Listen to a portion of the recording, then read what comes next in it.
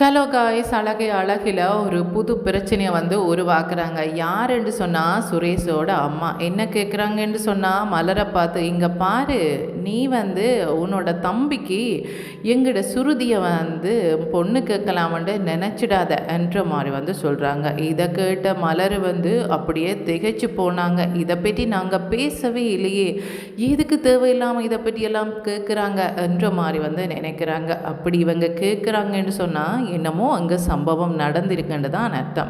அப்படி என்ன நடக்குதுன்னு சொன்னால், மலருக்கு அவங்களோட அம்மா ஃபோன் பண்ணுறாங்க.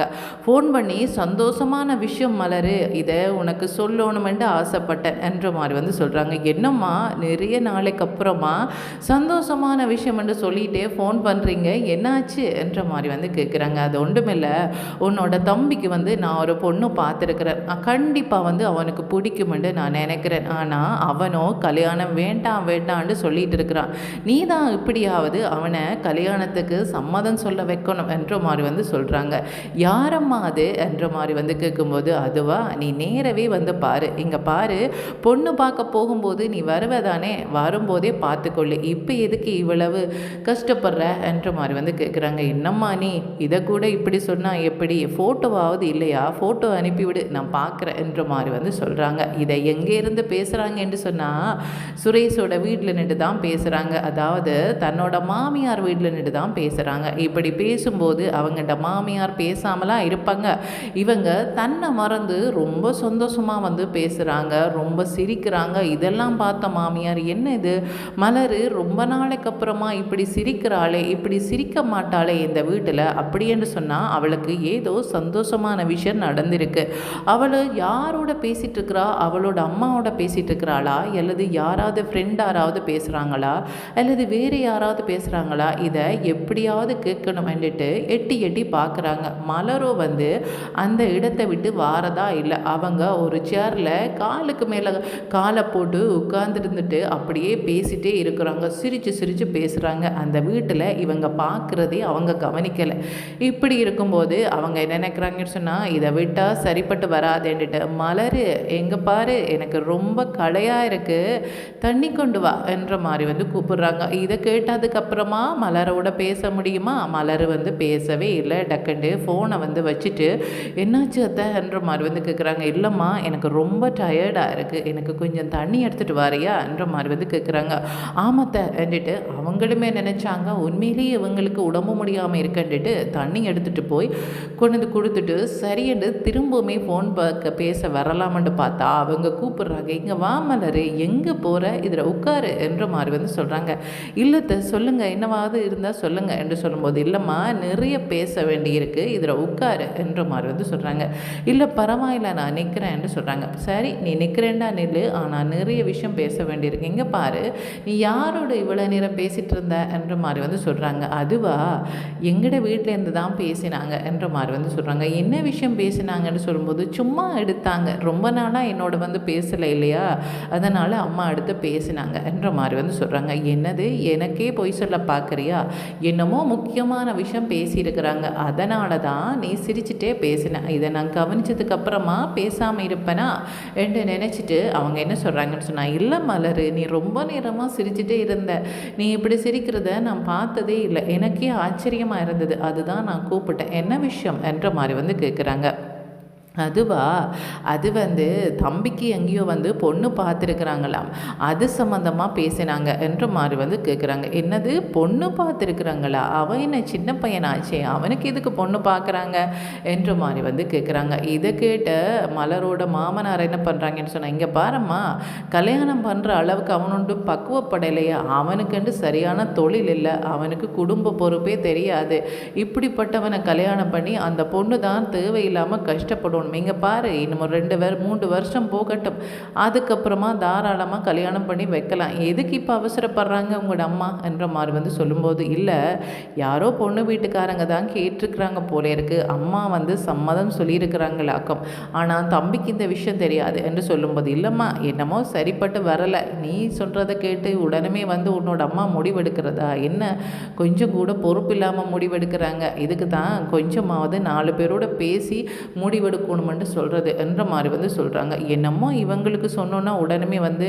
நாங்களே பொண்ணு பார்த்து நாங்களே கல்யாண செலவெல்லாம் பார்த்து நாங்களே உங்களை ஆசீர்வாதம் பண்ணி வச்சிருவோம் என்ற மாதிரியெல்லாம் இவங்கள்ட பேச்சு இருக்குது என்ற மாதிரி வந்து மலர் வந்து யோசிக்கிறாங்க. என்ன பண்ணுறது, இந்த வீட்டில் எந்த விஷயத்தையும் மறைக்க முடியாது, மறைச்சாலும் விட போகிறதில்ல. உடனே என்ன விஷயம் என்று கேட்டுட்டு தான் அடுத்த வேலையை பார்ப்பாங்க. என்ன பண்ணுறது, என்னோட தலை எழுத்து அப்படியா போச்சு என்று அவங்க யோசிச்சுட்டு இருக்கிறாங்க. இப்படி இருக்கும்போது அவங்க புதுசாக ஒரு பிரச்சனையை உருவாக்குறாங்க. என்ன சொல்கிறாங்கன்னு சொன்னால், இங்கே பாரு, உன்னோட தம்பிக்கு சரியான வேலையே கிடையாது, அரசாங்க வேலையாக பார்க்குறான், அவனுக்கு எதுக்கு கல்யாணம், ஒரு அரசாங்க வேலையாக பார்த்தா தானே கொஞ்சம் வார பொண்ணு நிம்மதியாக இருக்க முடியும். இப்போ பாரு, எங்களோட வீட்டில் இருக்கிற 2 பசங்களுமே அரசாங்க வேலை பார்க்குறாங்க, அதனால் நீங்கள் 2 பேருமே நிம்மதியாக இருக்கக்கூடியதாக இருக்குது. இதுவே அவனுக்கு சரியான வேலை இல்லையண்டா நீங்கள் நிம்மதியாக இருக்க முடியுமா என்ற மாதிரி வந்து கேட்குறாங்க. ஆமாம், இந்த வீட்டில் நாங்கள் நிம்மதியாக இருக்கிறேன்ட்டு யார் சொன்னது, போன வாரம் தான் ஒருத்தி வந்து இந்த வீட்டை விட்டே போனா, நீங்களே வீட்டை விட்டு வெளியில் அனுப்பினீங்க, இதில் வேற எனக்கு அட்வைஸ் பண்ணுறீங்களா? எனக்கும் ஹஸ்பண்டுக்கும் ஏற்கனவே பிரச்சனை இருந்துட்டு தான் இருக்குது. என்ன, நாங்கள் உங்களுக்கு முன்னாடி வந்து பிரச்சனை பண்ணுறதில்ல, அதனால் உங்களுக்கு தெரியலை என்ற மாதிரியும் மலர் வந்து யோசிச்சுட்ருக்குறாங்க. இப்படி இருக்கும்போது அவங்க என்ன சொல்கிறாங்கன்னு சொன்னால், இங்கே பாரம்மா, எங்களை வீட்டையுமே ஒரு பொண்ணு இருக்குது, நாங்கள் அவளுக்கு ரொம்ப படித்த மாப்பிள்ளையா அரச வேலையில் இருக்கிற பையனை பார்த்து தான் கல்யாணம் பண்ணி வைப்போம். தட்டு தடுமாறி கூட அவங்க எங்கட வீட்டில் வந்து பொண்ணு கேட்டுடக்கூடாது, அதை நீ அவங்களுக்கு முதலே சொல்லி வை. இந்த வீட்டிலெல்லாம் நாங்கள் பொண்ணு எடுக்கவே மாப்பிள்ளை எடுக்கவே மாட்டோம் என்ற மாதிரி வந்து சொல்கிறாங்க. இல்லைம்மாம்மா, அவங்க அப்படியெல்லாம் கேட்கலை என்ற மாதிரி வந்து சொல்லும்போது, இல்லைம்மா, அங்கே சுற்றி இங்கே சுற்றி கடைசியில் வந்து பொண்ணு கிடைக்கலன்னு சொல்லி எங்கட வீட்டுக்குள்ளே வரக்கூடாது, நாங்கள் பொண்ணு கொடுக்க தயாராக இல்லை, கொடுக்கவும் மாட்டோம். அதுதான் நாங்கள் வந்து உங்களோட குடும்பத்தோடு பேசுகிறதே இல்லை. ஒருவேளை நாங்கள் நல்லா வடிவாக பேசினா அப்புறமா பொண்ணு தாரீங்களான்னு கேட்க வந்துடுவாங்க, இதனால தான் பேசுகிறதில்ல. அப்புறமா நீ வந்து இதை பற்றி அவங்களுக்கு சொல்லாமல் விட்டுட்டீங்கன்னு சொன்னால் அவங்க சரி சரி எங்கேயோ ஒரு பொண்ணு இருக்கே, எங்கே போய் கேட்கலாமன்ட்டு நினச்சாங்கன்னு சொன்னால் அப்புறமா எங்கள்கிட்ட ஏச்சு வாங்கிட்டு தான் போவாங்க. இதை முதலே உனக்கு சொல்லி வச்சுருக்குறோம் என்ற மாதிரி வந்து சொல்கிறாங்க. என்ன இவங்கள்ட்ட பொண்ணே கேட்கல, முக்கியமாக இவங்க பொண்ணு தாரேன்னு சொன்னால் கூட நாங்களே வந்து இந்த வீட்டு பொண்ணை வந்து எடுக்கவே மாட்டேன், ஏன்னு சொன்னால் அவ்வளோத்துக்கு இவங்க எங்களை கஷ்டப்படுத்திட்டு இருக்கிறாங்க. இந்த லட்சணத்தில் இவங்க என்ன சொல்கிறாங்கன்னு சொன்னால், நாங்கள் வந்து பொண்ணு கேட்க வந்துடுவோம்ன்ற மாதிரி வந்து சொல்கிறாங்களே என்ற மாதிரி வந்து பார்க்குறாங்க. இதுக்கப்புறமா அவங்க என்ன பண்ணுறாங்கன்னு சொல்லி, சரியத்தை, எனக்கு கொஞ்சம் வேலை இருக்குது, நான் வேலையை பார்க்குறேன் என்ற மாதிரி வந்து சொல்கிறாங்க. இங்கே பாரு மலர், கண்டபடி உன்ற வீட்டுக்கு வந்து ஃபோன் பண்ணியெல்லாம் பேசாத, அப்புறமா அவங்க பொண்ணு பார்க்குறேன் மாப்பிள்ளை பார்க்குறேன்னு சொல்லி இதை பெரிய தான் பேசிகிட்டு இருப்பாங்க. அவங்க பார்க்குறதா இருந்தால் பார்க்கட்டும், நீ கல்யாணத்துக்கு மட்டும் போனால் சரி, அதுக்கும் உன்னோட விருப்பம் என்ற மாதிரி வந்து சொல்கிறாங்க. என்ன இவங்க இப்படி சொல்கிறாங்களே, இவங்களை ஒன்றும் கேட்காம இருக்கும்போது ஏன் இப்படி எங்களை கோவத்தை வந்து கிளறாங்க என்றுட்டு அவங்க என்ன பண்ணுறாங்கன்னு சொன்னால், தன்னோட ஹஸ்பண்ட் வந்த அப்புறம் இதை சொல்லி பிரச்சனை பண்ணுறாங்க. என்ன நினச்சிட்டு இருக்கிறாங்க, நாங்கள் இங்கே வந்து பொண்ணு கேட்டோமா, என்ன நாங்கள் கொஞ்சம் கஷ்டப்பட்ட நாங்களேண்டா என்ன வேணாலும் பேசிட்டு போகலாம்னு நினச்சாங்களா, இந்த மாதிரி வந்து சொல்கிறாங்க. இங்கே பாரு, இதையெல்லாம் பெரிய விஷயமா எடுக்காத, அவங்க வயசானவங்க என்னமோ தங்களுக்கு மனசில் பட்டதை சொல்லிட்டாங்க, அதை நினச்சி நீ வந்து குழம்பாத. இப்போ நான் வேலையால் வந்தனாண்டு இல்லாமல் என்னோடய மேனப்பா நீ பிரச்சனைக்கு வரேன்னு சொல்லும்போது, இங்கே பாருங்கள், வேறு யாருக்கு இதை போய் சொல்கிறது, இப்படியே நான் பேசாமல் இருந்தால் கூட அவங்க பிரச்சனைக்கு வந்தால் நான் என்ன பண்ணுறது என்ற மாதிரி வந்து சொல்கிறாங்க. சரி விடு மலர், அவங்க இங்கே பொண்ணு கேட்டு வரப்போகிறதில்ல, இவங்களும் பொண்ணு கொடுக்க போகிறதில்ல, நீ ஏன் அதை வச்சு கவலைப்படுற என்ற மாதிரி வந்து சொல்கிறாங்க. இதுக்கப்புறமா வந்து என்ன நடக்குதுன்னு சொன்னால், மதியோட அம்மாவுக்கு வீட்டில் இருக்கவே முடியலை, ரொம்ப கவலையாக இருக்குது. மதியை நினச்சி அந்த வீட்டில் என்ன கஷ்டப்படுறாளோ தெரியலை, எங்களுக்கு என்னென்ன விஷயத்த மறைக்கிறாளோ தெரியல. பாவம் மதி, அவளுக்கு இந்த கல்யாணத்திலே விருப்பம் இல்லை, நாங்கள் கல்யாணம் பண்ணி வச்சுட்டு நாங்களுமே இங்கே நிம்மதியாக இல்லை, அந்த பொண்ணுமே அங்கே நிம்மதியாக இல்லை, யார்கிட்ட போய் அவள் தன்னோட கவலைகளை சொல்கிறது, பாவம் தனக்குள்ளேயே நினச்சி கவலைப்பட்டுட்டு இருப்பா. சரி காலேஜுக்கு போய் அவளை சந்தித்து பேசலாம்னுட்டு வராங்க. ஆனால் இங்கே இவங்க வரும்போது தங்கராசும் என்ன பண்ணுறாங்கன்னு சொன்னால், அதே காலேஜுக்கு வராங்க. அவங்க வாரது மதிக்கு வேலை இல்லாமல் பண்ணணுமென்ட்டு நினச்சி வராங்க, பெர்மனண்ட் ஆக்கக்கூடாது, பெர்மனண்ட் ஆக்கினா அவங்களுக்கு வந்து அந்த வேலை நிரந்தரமாக போகிறது மட்டும் இல்லாமல் அவங்களோட சேலரியுமே அதிகமாக வரும்.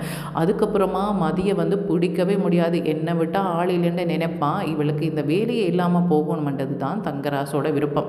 இங்கே வந்து அவங்கள்ட்ட அம்மா வாரதுக்கான நோக்கம் மதி வந்து ரொம்ப கவலையாக இருப்பா, அவளை கொஞ்சம் சாந்தப்படுத்தி அவளோட சந்தோஷமாக பேசிட்டு வரலாமன்ட்டு தான் அவங்க போகிறாங்க. மதி எதுக்கும் கவலைப்படாத மதி, உனக்கு பிடிக்காத கல்யாணம் தான், அதுக்காக உன் வாழ்க்கையை நீ வெறுத்துடாத, உன்னால் முடிஞ்சளவு சமாளிச்சு போ, ஏதாவது பிரச்சனைன்னு சொன்னால் எங்களுக்கு சொல்லு, அது மட்டும் இல்லாமல் எங்கட விட்டு நீ எப்போ வரணுமென்றாலும் நீ வந்து நிற்கலாம், எந்த பிரச்சனையும் இல்லைன்னு சொல்லும்போது, அம்மா நான் ரொம்ப தைரியமான பொண்ணும்மா, நீங்கள் என்ன நினச்சிங்க, நீங்கள் நினச்சிங்களாக்க நான் பயந்து அழுதுகிட்டே இருப்பேன்னு சொல்லி, அப்படியெல்லாம் நடக்காதம்மா, உங்களுக்கு இந்த கவலை என்றாலும் நான் சொல்ல மாட்டேன், ஏன்னு சொன்னால் நீங்களும் வயசான நேரத்தில் இதையே நினச்சி கவலைப்பட்டிருப்பீங்க, எனக்கு ஒரு பிரச்சனைன்னு சொன்னால் அதை நானே தீர்த்து கொள்வேனம்மா, நீங்கள் பயப்படாதீங்கன்னு சொல்லும்போது, இல்லைம்மா நீ திரும்ப திரும்ப அவங்களோட பேச போய் அவங்க உன்னை என்ன இப்படியெல்லாம் வாய் காட்டுறான்ற மாதிரி வந்து உன்னைத்தான் கேவலமாக பேசுவாங்கன்னு சொல்லும்போது, அதுக்கு அவசியமே இல்லை, இன்ஸ்பெக்டர் சொல்லிட்டாங்க, இனிமேல் ஏதாவது பிரச்சனைன்னு சொன்னால் தனக்கு சொல்ல சொல்லி, அதுக்காக நான் அங்கே போய் சொல்ல போகிறதில்ல, அதை நினச்சி இவங்க பயப்படுவாங்கம்மா, அதுவே போதும் என்ற மாதிரி வந்து நினைக்கிறாங்க.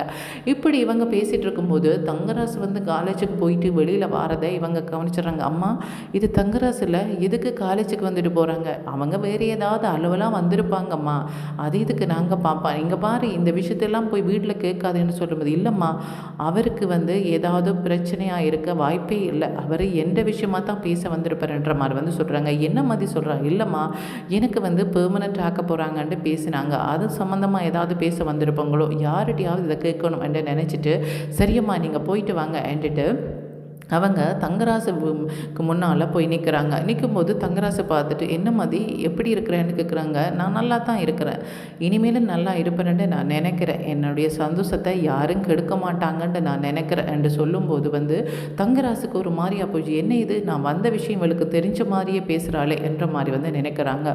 ஒருவேளை பெர்மனெண்ட் ஆக்காட்டிக்கு இதுக்கு நான் தான் காரணம்னு நினைப்பளோ, சரி பரவாயில்ல, பிறகு வர பிரச்சனையை பிறகு பார்த்து கொள்ளலாமன்ட்டு தங்கராசு போகிறாங்க.